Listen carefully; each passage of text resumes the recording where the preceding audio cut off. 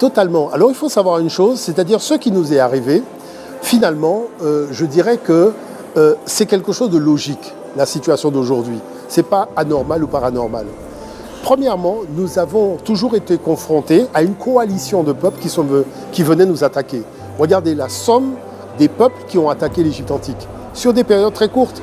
Regardez l'esclavage, c'est toute une coalition de peuples qui nous ont attaqués. C'est le Portugal, l'Espagne, l'Angleterre, enfin la liste est interminable.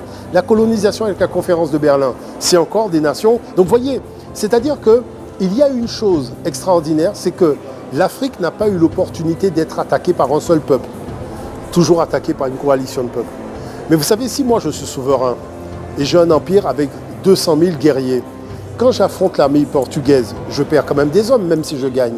Mais si l'armée espagnole vient après, si l'armée anglaise vient, l'armée danoise, l'armée hollandaise, à un moment, j'ai plus d'hommes pour me battre, je perds la maîtrise des choses. Quelle est la première marque de la défaite?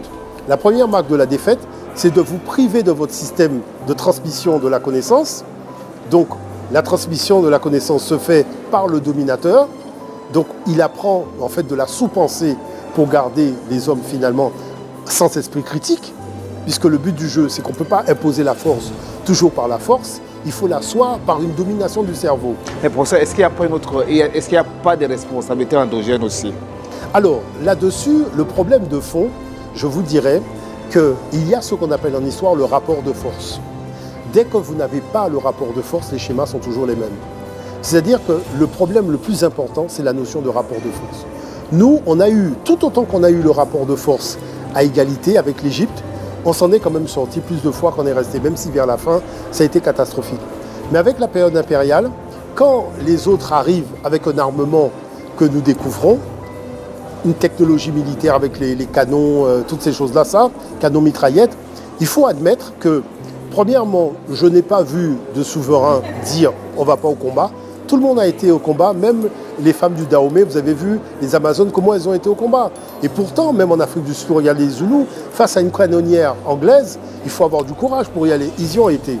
Maintenant, le problème, c'est que l'Afrique néglige une chose, c'est le défi technologique.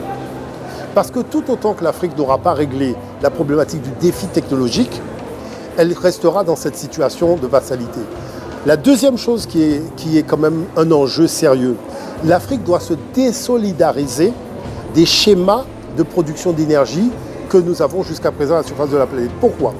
Quand nous faisons un barrage hydroélectrique, ça crée des conflits entre nations. Entre la nation qui est en amont, en aval, parce qu'on modifie le flux de l'eau et puis les espèces aquatiques disparaissent. Ça crée trop de conflits. Quand on découvre du pétrole, celui-là en a, celui-là n'en a pas. Ça crée des rivalités. Donc on va s'appuyer sur le pays qui n'en a pas pour aller regarder ce qui se passe au Rwanda par rapport au Congo RDC, dans le Kivu. Vous voyez ?